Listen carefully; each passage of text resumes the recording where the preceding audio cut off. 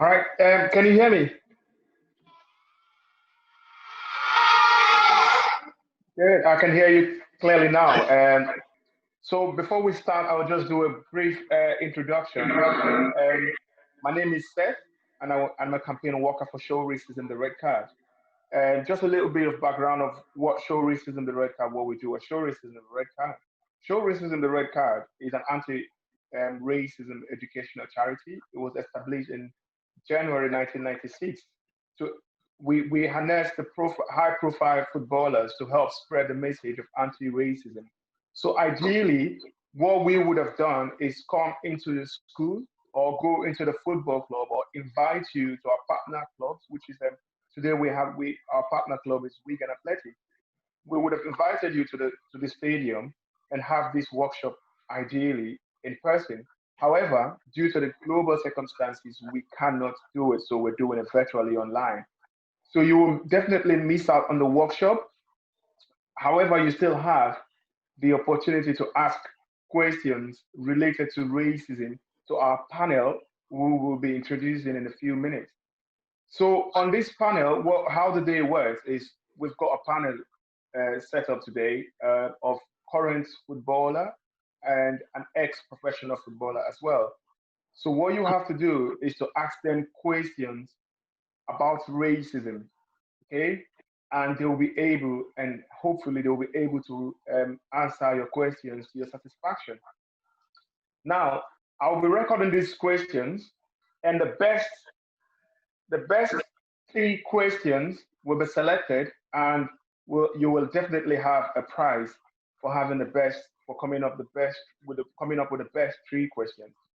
Sometimes these rules are quite tricky because you've written down few questions or you have a question in your mind and someone has asked the same question.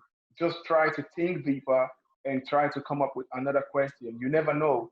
You might end up having the best question. Remember, the best three questions win a prize from Show Racism the Red Card. And I won't tell you, I won't mention the prize now, but we will let you know as soon as we finish the event. So without wasting much of your time, we'll just go straight to introducing the panelists. So first on the panel, we've got an ex-Dutch professional footballer. He was a defender during his playing days, and he played for clubs like Feyenoord, Chelsea, Southampton, Huddersfield, just to mention a few. And he went on to have appearances of 356 games and managed to score 15 goals. For a defender, that's a massive, massive record. So without wasting your time, let's welcome Kenneth Moncau. Kenneth, say hi to us, please. Hi, Kenneth, are you there? We're talking to, yay. Can you hear me? Kenneth is here. Say hi to the kids, Kenneth. Hello, everyone. Hope you're all well and safe. Good. All right. All looking smiling. Kenneth will be on the panel today for us, and he will be helping to take questions related to racism that you'll be asking to the panel today. And then we have one more special guest on this panel, and this is someone you all might know very well, and it's someone quite famous around your city as well.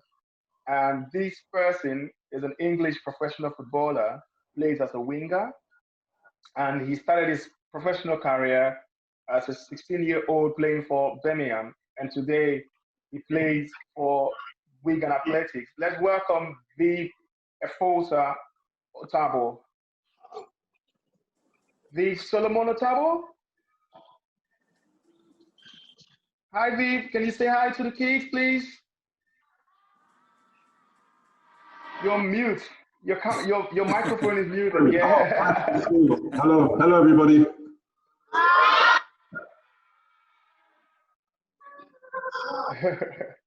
Okay. Just to make sure we kind of hear everyone properly and understand, especially from the school, which they've been having some kind of difficulties, technical difficulties.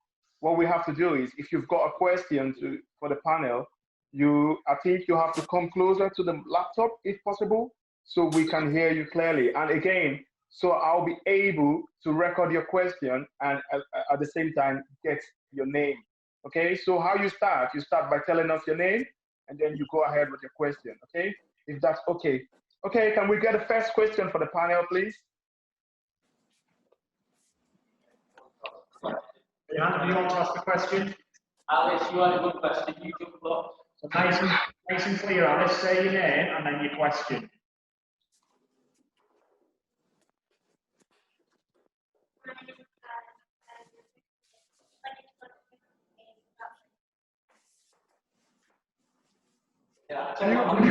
Can the teacher help us get the questions across? Because it's quite faint for me here as well. I can't hear properly. Just in front here on that little spot, say your name really clear and loud and what your question was. Name's Alice, and my question is, when did you want to make a change for racism? When did you make a change for? Racism. When did you make a change for racism? Ken, that's a very brilliant question from Alex, Ken. Can you tell us when did you start making changes, like trying to realize and challenge racism? First of all, I'm Dutch, but I was born in South America. So at the age of 4, I moved over to Holland because Suriname, where I was born, was a Dutch colony. So I moved over there with my sister and my parents, and that's where I grew up. So, and of course, at that time, we're talking now in the late 60s, a long time ago. For lots of these youngsters, they would understand. But like I said, there were not many immigrants in Holland at the time. We were one of the first ones and we were in a white community. And to be fair, we were sort of really welcomed and embraced. But as I grew older and sort of the age of 16, 17, I started to notice that things started to change. There were more immigrants coming to the sort of the areas, and people started to sort of pointing fingers and reacting a bit differently. So that's the first sort of experience I had with people actually noticing that we were different because of our color and our race and our background. That was my first experience in Holland, sort of around the age of 14, 15. Oh, and like I said, and from then on, I sort of became sort of quite active to understand why people reacted that way, you see, and talking to the teachers and parents and finding out about racism. So, and that from that moment on, I sort of made it my sort of passion to actually start changing my attitude and actually speak to people, you know, when confronted by racism. Very good question, Alex. Thank you very much, Ken. Viv, do you have anything to say? Like, Alex asked a very brilliant question. When did you start making a change, or when did you start noticing racism and trying to make a change to challenge it? Oh, for me, it was a bit different. Obviously, I'm way younger than Kenneth, and it wasn't until about when I was like 15, 16 in school, like when there was an altercation and something was said, and I didn't quite understand what it meant until somebody actually explained the essence of what was said to me. And it was obviously told to the teacher, and then obviously was made aware, and then obviously the person was obviously, well, not got in trouble, but was spoken to him, was like, that sort of language is not allowed to be used. And from there, that's when it was highlighted, and then they started to teach us more about what was not right, what you shouldn't say, what you should say. So maybe as early as 14, 15, when I was in school back in London, yeah, so about the same. That's when I started. All right, thank you very much, Viv. We'll go back to the audience now and get more questions, if possible, please.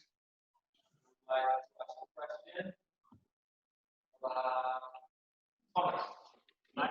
Say your name, Thomas. Really clear and slow when you're in front, so we can hear. My name is Thomas Nicholas. My question is, what can everyone do to stop discrimination? What can we do to stop discrimination? That's a very, very, very interesting question from Thomas. What can you do? What can we do collectively to Hi, help Thomas. challenge racism? Hi, Thomas. Nice meeting you. And another good question. It all starts in your own environment, where you live, where you go to school, where you exercise, your friends you mix with. The moment you hear anything regarding racism, either to somebody else or towards you, there is loads of things put in place. Either speak to your parents or the people that look after you, or your teachers, and they will speak to certain organizations and even the police in certain situations to actually tackle racism. So compared to sort of my generation and years ago, there weren't sort of infrastructures in place to deal with stuff. But now there's loads of organizations like, for instance, Show Racism. That's why we go to schools and clubs and we spread the word and we educate people, young people like yourself, to educate the parents or friends or other people around them about racism, and that we're not going to stand for it or tolerate it, you see? So it starts from us accepting and having a voice to speak about it. And to start with you, Thomas, Alex, and everyone else in the classroom there. All right, thank you very much, Ken. Viv, what can we do to help tackle racism? I feel like Kenneth hit the nail there, because essentially it starts from your environment, your household. No one is born racist. Do you know what I mean? It's what you're taught at home, what you're like, who you're around, and who you grow up with. So from the beginning, from moment one, as long as everything, what comes out your mouth or who you're around, and everything is, let's say, like normal, then things are fine. But once you start hearing things that you're not supposed to be hearing, or words that are to demonstrate yourself or others, that's when it's a problem. Then you ask your parents, or you ask your teacher, or you ask, I don't know, your guardian, is that the right thing to say? Was that right of someone else to say? So that then once you know whether it's right or wrong, then you tackle it, and then it stops there and then. So like Ken said, it starts from home. Nobody is born racist. It's how you're taught. It's like when you're born, you don't have to speak. You're taught how to, do you know what I mean? You're taught how to speak. So it starts from home for me. Thank you very much, Viv. That's a brilliantly put together answers from you and Ken as well. So can we get more questions from the audience, please? That's a very brilliant question from Alex and Thomas. Thank you very much for those questions. We can get more from the audience, please.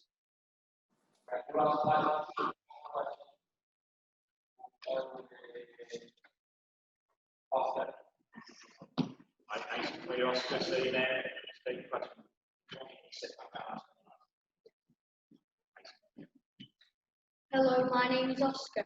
My question is, do you think in the future racism will progress to get better or worse? Do you think in the future racism will get better or worse? Ken? Oscar, nice meeting you. Another good questions. They've got some good questioners there. I think loads of things been made aware about racism.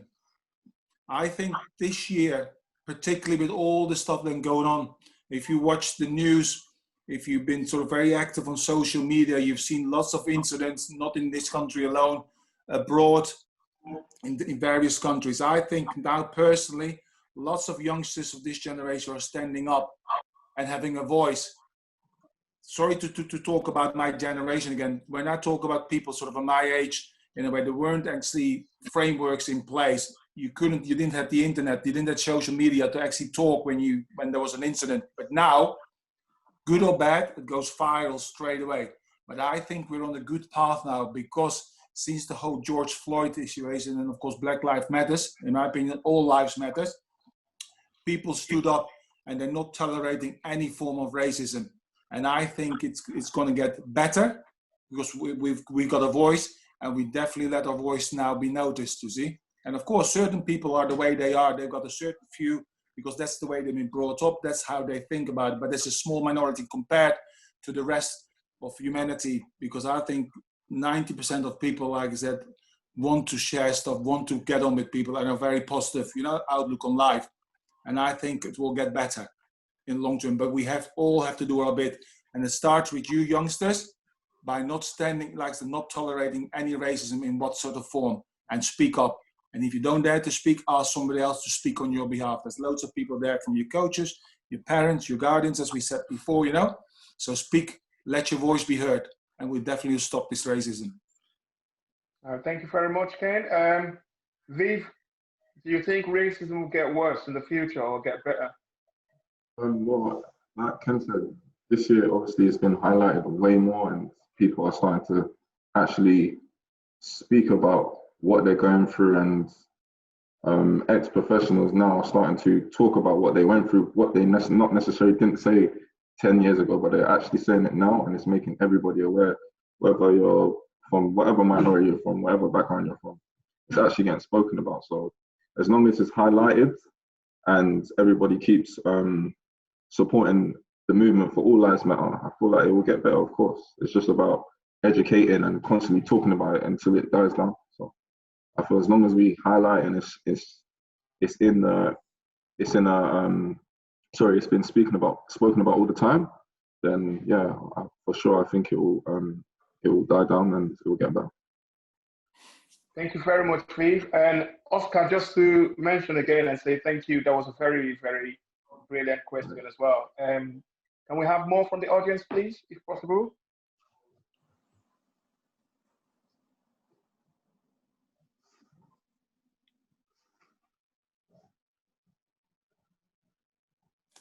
Hi, my name's Sarah, and my question is, when you witnessed racism yourself, did you feel aggression? Can you witness racism yourself, or when you got racially abused, did you feel upset? How did you feel? What was the emotion? Hi, Sarah. Another good question there. You see, everyone deals with incidents like different. When sort of I started and I noticed it first, I was very shocked, and of course I was very young, didn't know what to do about it. But I felt a certain anger. But my parents luckily brought me up properly and said, you got to fight that anger properly. You can't sort of go out and start fighting with people or punching or shouting, abuse yourself. You got to find ways of doing that. So, and that's why, of course, at a young age, and luckily enough, I had parents that were very well educated, sort of told me, speak to your teacher, speak to the people that your coaches, and let them sort of address it, you know? So never try to go and fight, but reason out or educate. And if the people don't want to communicate with you, find other people to actually help you and to bring it across. But as I said before, certain people are set in a certain way, their mindset, they can't help it. But the majority of people will definitely listen. If you say, listen, you hurt my feelings, you've upset me, this is the reason, try to communicate, try to connect with them. And you'll be surprised most of the time that people are actually willing to listen. When you actually tell them it actually hurt what you said or what you did, hurts my feelings, you know? Because people start thinking themselves, and most people have empathy for each other. But there's always a small minority that doesn't think like that. So, but that I deal with it by talking and communicating with people. Thank you very much, Ken. Viv, what was your first reaction, or what was your reaction when what was the emotion when you either first witnessed racism or first got racially abused? My one wasn't too long ago when I was playing in Europe. I was angry at the same time, and I was confused at the same time as to why would you want to anger someone or put someone down because of the color of their skin. So I was a bit angry, but at the same time I was confused, and I didn't I didn't know what's the word. I didn't know how to think at the time. I was just so angry and upset. But like as I said, that my dad and my mom and my friends were there to support me, and they just said that it was down to me. How it's better to react in a positive way rather than be angry or try to be violent or do something that will essentially get you yourself in trouble. So it was just about obviously getting emotions out, obviously upset, but at the same time just react positively, and then when all the emotions are down, then sit down and talk about it and try to understand why. But at the same time, there's no understanding why something's said like that, because it's ultimately wrong. So that was my way. dealing with it. Thank you. Yeah, thank you very much, Viv. Just to add to what Viv and Ken have said, you see, when I first got racially abused as well, and it was kind of a shock to me because when I go about talking to young people about about my experience and how to tackle issues like that. The first time I got racially abused, I didn't really know. I just moved to the UK and I didn't really know that I was a black man with a black skin until someone pointed it out to me to say you're black and said some words to me that wasn't really good. But what I did at the time was I was a bit confused, like Viv mentioned earlier, and I was a bit confused. I was upset. I was angry. But again, most importantly, I was just confused because I didn't really understand what it was all about. But the most important thing, the message, the reason why we show racism, the red card is having workshops like this, is to help you understand how to deal with these challenges.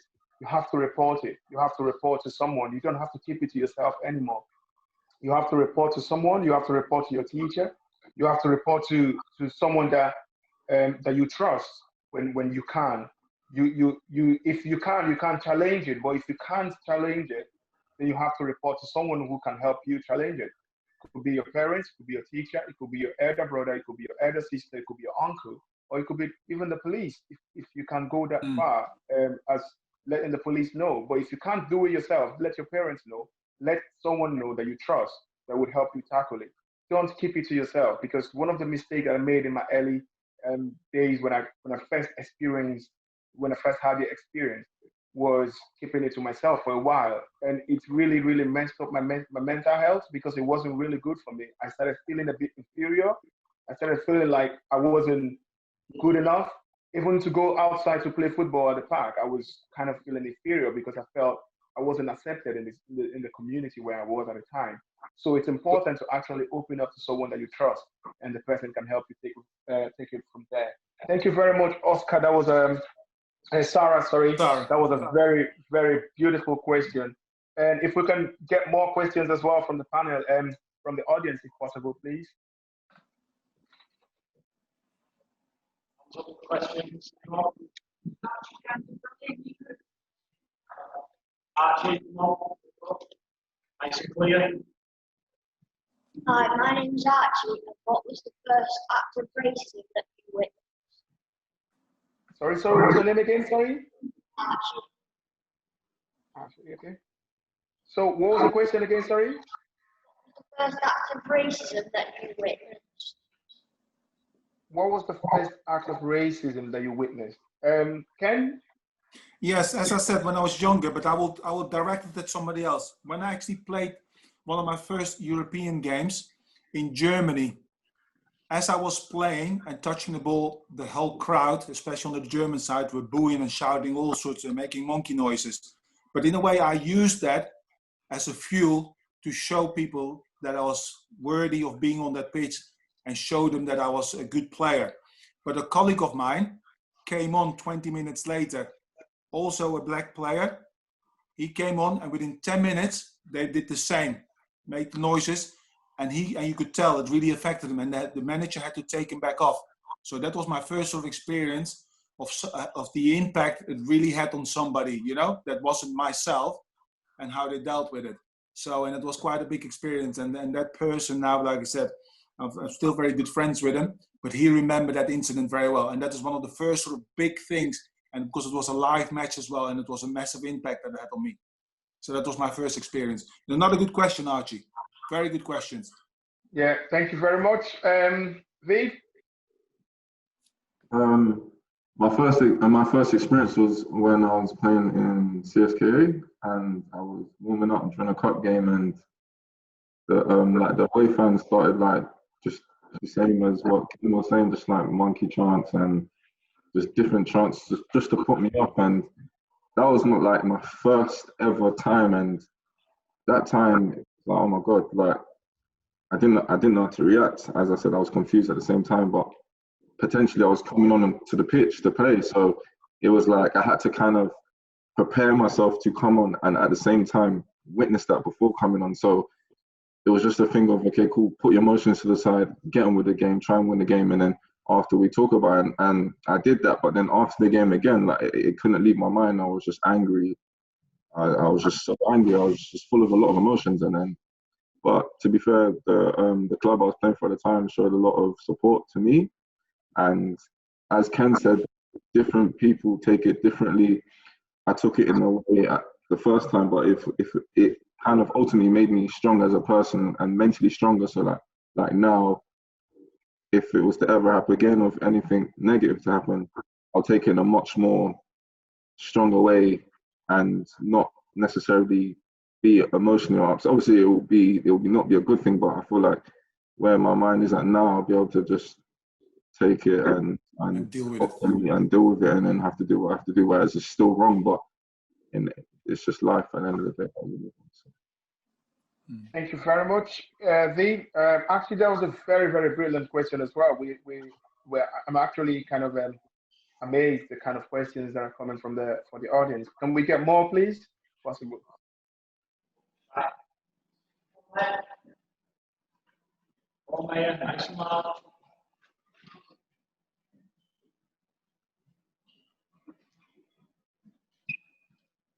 Hello, I'm Maya. My question is, how do you manage to deal with all the racism you've got? How did you manage to deal with the other racism? Okay, I'll send this to Viv. Viv, how did you manage to deal with racism? At the time when I was living in Europe, my dad came to visit, so my dad was there, and when I got home, obviously it was full of support. I just had to, like I said, just put it to the side and just say, look, at the end of the day, I've worked so hard to get to this position and to be where I am. So regardless whether it's a negative or whatever, I just had to remember I'm a good player and I've worked hard to get here, and I'm fortunate, and there's a lot of people depending on me at the same time, and just my friends, my family, everybody was just supportive. So at first I was upset, but then again, I just remembered who I am as a person, and I was proud to be who I am, and I'm proud of the color of my skin and where I'm from. And my mum and dad and family were there to support me and help me. So that's what helped me get mentally stronger and move away from it. So that's my personal experience. Thank you very much, Viv. Ken? Hi, Maya. Yes, another good question. Said it's going to be very difficult to pick the winner because all the questions have been very good. Yes, but it's like Viv said. It's your support network, having people in your corner to actually help you, to actually mentally be there to guide you, you know, and to make sure that you don't come off the rail. But as things went on, as Viv said, you know, as you're growing out and you learn how to deal with it, and you see it not as a fault within you, the way you look or the way you are, but it's more the other person that says or does something. Is there an inequality? Is there sort of a lack of education and lack of empathy for other people? So you have to try to raise above it. In sport, I use that, as I said before, as fuel to show people that, listen, okay, you want to have a go? I'll show you what I'm made of. And then you will have to shut up because I think I can play longer than you can boo me or shout at me because I'm only going to get played better. I only want the ball more. The more you shout and point at me, I will show you that I can deal with it. And then off the field, because that's a different sort of thing, because on the field, in a way, as Viv knows, we're all sort of protected. Off the field, you can be yourself, so you're much more vulnerable. So that's why it's important that you have a good network of people around you. A support network from your parents, your partners, or whoever it is, your guardians, as Viv mentioned before, that you can actually talk about stuff and show yourself, you know, and be yourself, and actually work and bounce things off each other, you know, because loads of people would have at some time in their life experience racism or will, you know, that's fact of life. But it's important that you surround yourself with good people around you. As I said, most people are good people, so make sure that you stick close to them, and that's how I deal with it. Thank you very much. Thank you very much, Mayor, as well, for that brilliant question. We will take 3 more questions before we round up for today. If we can get more questions, please. We need 3 more.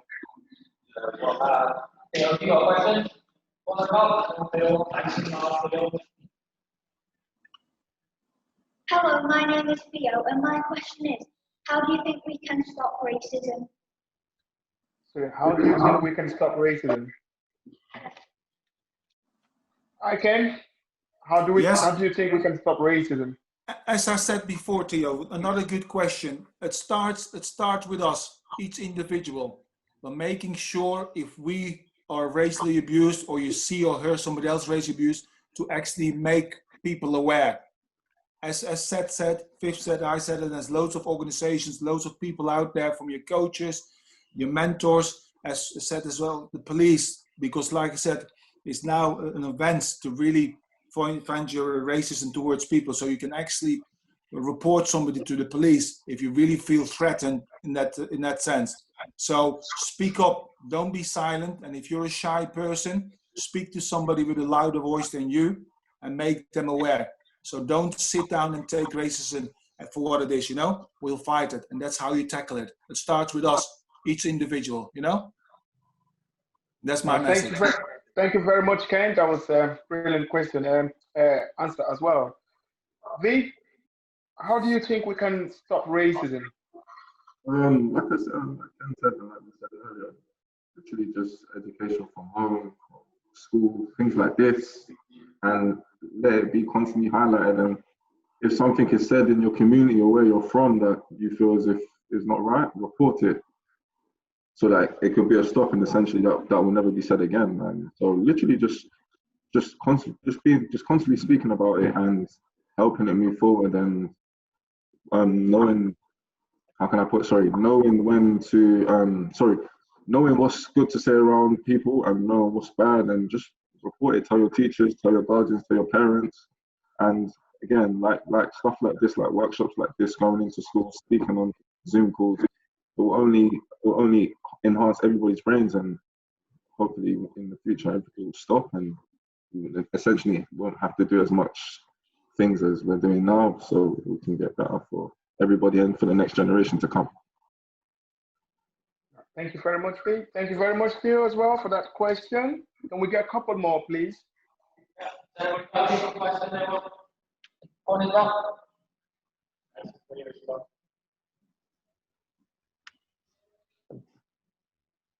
I'm Isabel. How did you feel when you found out about racism? How did you feel when you found out about racism, Ken?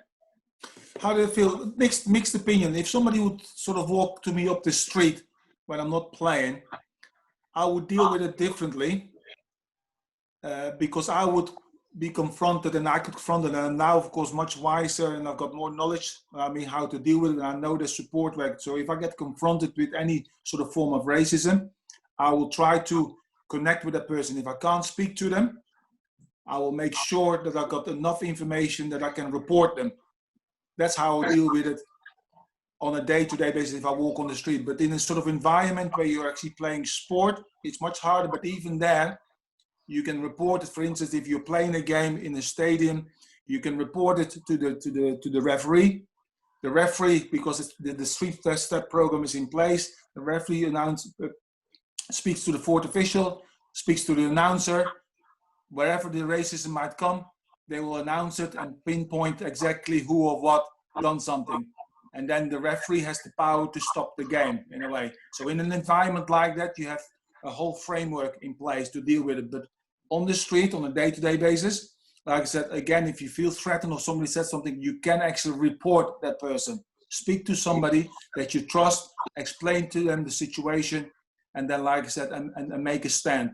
And don't tolerate and don't stand for it, That's how I deal with it, and that's how I would advise people to deal with it as well. But everyone is different. Good question. Thank you very much. Thank you very much, Ken. V? For me, like Ken said, just about I feel like Ken pretty much said everything, but yeah, just as if it's constantly highlighted and just speaking to people about it, and so that it just don't happen again. And obviously, the more we speak about it, the more it's more highlighted, and then that's the only way we'll put a stop to it. So I feel like Ken pretty much said everything that we would all want to say, and it's important. So it's important for it to constantly be highlighted and be reported if that's the case. So. Thank you very much, Viv. Thank you. We can take one more question. Thank you, Isabel, for that question. Thank you. Just one more, please.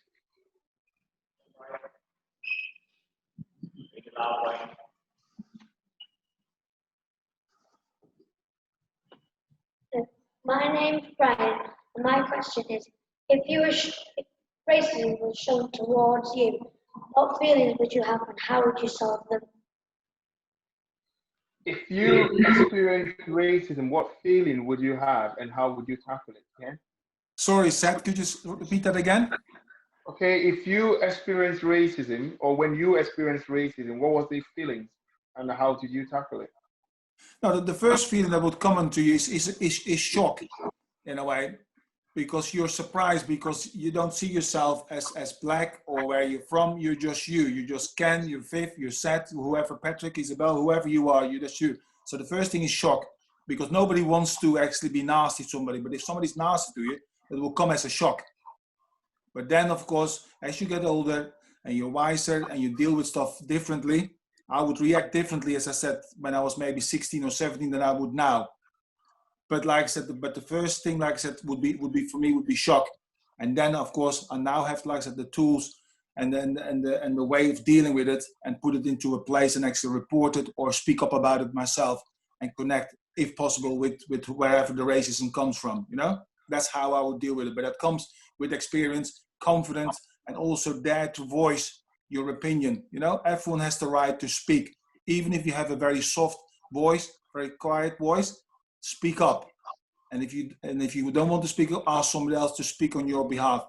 But don't, like I said, accept it. You know, from no one. Thank you very much, Ken. Steve, what was your first reaction and how did you handle it when you first experienced racism? It's the same. It was a shock, and the first time I handled it, I was a bit upset and I was a bit emotional. But then I was like helped by the staff at my club and my teammates who I was warming up with at the time, and then it was highlighted and the club sorted out, and then there was awareness about it, and the club was ultimately fine. So obviously that would put a structure in place so that, you know, if that was to ever happen again, then the team you're playing against ultimately suffers from it. But most importantly, just like I said, just let it be highlighted in your clubs. And well, my club dealt with it, spoke to the FA at the time, and it was highlighted, and the club was ultimately punished. So as long as things like that are in place, then I think it will stop. But yeah, for me personally, it was just shock at the same time, and there was more emotions. But then as it died down, I was more mentally stronger, and I just had to remember who I am as a person and just be stronger about myself and embrace who I am. So that was all right, thank you very much, Viv. That was a brilliant question, Brian. And again, just to add to what Viv and Ken have just said there, that's the reason why we have Show Racism Director and other organizations who are actually challenging and tackling the issues of racism. First and most importantly, when you witness or experience racism, if you can challenge it, but if you don't, then you have to tell someone that you trust. You have to tell your again, I'll mention, you have to tell your teacher, you have to tell someone that you trust, someone older, or if you can push it further, you can tell the police. So it's important that you talk about it. It's important that you tell people. It's important that you challenge it. It's important that you report it. Most importantly, report it. Don't keep it hiding. Don't think because your friend have said something or your friend have racially abused someone and you think because that's my friend I have to keep quiet. No, because if you don't, it keeps going in circles and it keeps going and going. And there's something so many people used to say that kind of questions that I normally get from young people. Can other people be racist? Can black people be racist? Of course, black people can be racist. You see, the most important thing that you have to understand is racism is when someone discriminates against you just because of the color of your skin. So regardless of what ethnicity that you're from, if someone racially abuse you or discriminate against you because of the color of your skin, it's racism. So you have to report it. Okay, it doesn't necessarily mean because I'm because you're white and you can't experience racism. You can't experience racism even if you're white, regardless of your ethnicity. So you have to report it when you see it. When someone discriminates or abuse you because of the color of your skin, it's important that you report it. It's important that you talk about it. It's important that you challenge it. It's important that you tell your teachers, tell your parents, tell whoever that you think you feel you trust to actually have to deal with it. If furthermore, you can report to the police. So it's important that you take this message to your wider community. See, as your friends, as group, you have to understand that you are ambassadors. That's why we have Show Racism the Red Card. So from today, you are ambassadors of Show Racism the Red Card. When you go out there, you have to actually tell people that these are not this racism is not good. Please don't say things like this. Don't discriminate people because of their skin color. Just make sure you are that ambassador that go out and preach the message. We believe that, like questions they've asked earlier on, we believe in the future that we will be able to challenge and reduce the effects of racism in our community. And how can we do that? Collectively, as all of us, we have to come together as a community and fight racism together. Okay, so without even putting so much out there, I would just let Ken give us one last word that we can all take home together today. No, Seth, as you just said, organizations like Show Racism the Red Card are fantastic. That's why I was passionate when I first came to the country, and people warned me. So what are you doing? You're going over to England. Don't you know the club you're signing for at the time? Chelsea's very racist, blah, blah, blah. And I said, listen, I'm going to go there because they've asked me as a player to go there. And funny enough, the same club, the same supporters that only 2 seasons before racially abused another black player, they embraced me. Not only was I foreign, not only was I black, but like I said, they made me the player of the year 2 years after they actually racially abused another black player. And that only shows, since I then came to the country here, how much things are changed. And it is, like I said, having a voice. People dare to stand up. That will be my message to everyone. Dare to voice your opinion in a respectful manner. But like I said, speak up. Don't stand for racism. That will be my message. And like I said, there's charities in place, systems in place, the police is there. But like I said, speak up with people that you trust, like I said, to speak on your behalf if you don't dare to speak. But you got to voice your opinion. That will be my sort of message, you know? Stand up and speak up. Thank you very much, Ken. Viv, have you got one last message for us before we leave today? My only message is to speak to, like we said before, if there's any words or anything that you is unheard of or wrong to say, report it to your teachers, tell your parents, and ultimately ask questions at home. Ask what is right to say, or try and be educated on why how it started in the beginning, and get an understanding of it, and know that it's not right, so that going forward, as you get older, you'll be more aware. And for me personally, being abused has only made me mentally stronger, and it's just allowed me to be even more focused and just to remember who I am and be thankful and grateful for the position I've got to at this moment in time. So just for me, just let there be more awareness on the situation, and as time goes on, hopefully it'll be put to bed, and everybody will be as equal as they should be, and there'll be no question marks against all of it. So for me, well said, Seth. Well done there. Thank you. Well spoken.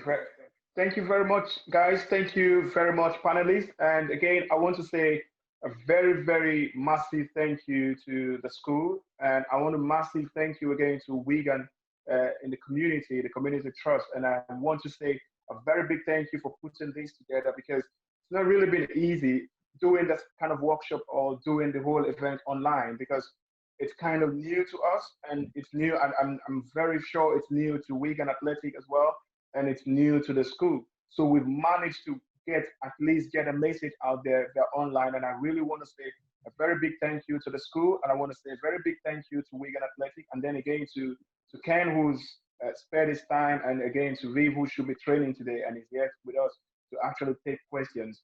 So when Ken mentioned about the best 3 questions, you see, I got kind of confused as well, because I've got 10 questions here. Ideally, normally, when I'm doing an event, by the time it gets to the 8th question or the 10th question, I already know the 3 best questions. But at this point, it's difficult for me. So I'll have to take this to another person, to a third party, to have a look and come up with the best 3 questions. And we will communicate with Wigan, and then they'll have to communicate to the school.